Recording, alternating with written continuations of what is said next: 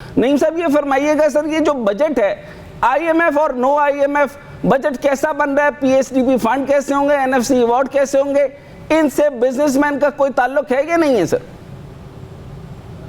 बात यह है कि मैं तो सबसे बड़ा मसला ही 18वीं तरमीम के बाद जो एनएफसी अवार्ड हुआ है ना जी, मैं इसको समझता हूँ बिकॉज हमारी वफाक के पास तो पैसा ही नहीं है जी जी, और वफाक जो है जो रेवेन्यू इकट्ठा करती है वो उसका बेशतर हिस्सा जो है वो तो सूबों के पास चला जाता है, मेरा ख्याल है अराउंड 57% के एग्जैक्टली। अब बाकी जो पैसे बचते हैं उसमें दिफा पर भी खर्चा करना है, करंट एक्सपेंडिचर्स भी करने हैं उन्होंने, और फिर उसके बाद उन्होंने सबसे बड़ा जो मेजर पोर्शन है वो है कर्जे और उसकी सूद की अदायगी।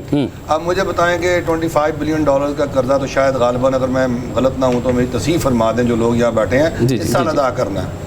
तो अब मसला ये है कि अब इतने बड़े कर्ज़ों की जो अदायगियाँ करनी हैं और वफाक जो है वो अकेला करेगा। इवन कि 18वीं तरमीम के बाद सूबों की प्रोविंशियल रेवेन्यू अथॉरिटीज़ बन चुकी हैं और वो सेल्स टैक्स सर्विस पे लेने का इख्तियार भी सूबों के पास आ चुका है, लेकिन सूबे जो हैं वो खातिर खा फंड्स इकट्ठा नहीं कर पा रहे और सूबे जो हैं वो वफाक को सरप्लस नहीं दे पा। अच्छा सर, पिछली दफा की तरह क्या सूबे इस दफा जो है वो डंडी नहीं मारेंगे? क्या वो सारा का सारा जो बजट यूज कर लिया वो तो हो गया, क्या ये बजट सही तरीके से टाइमली वापस करेंगे ताकि ये बजट में शामिल हो सके पैसा?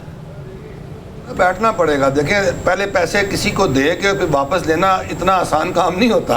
आप मुझे 10,000 दें उधारा, मुझसे वापस लेके दिखाएं तो फिर वो तो मेरा हक हो तो वो तो और भी बड़ी बात हो जाएगी ना।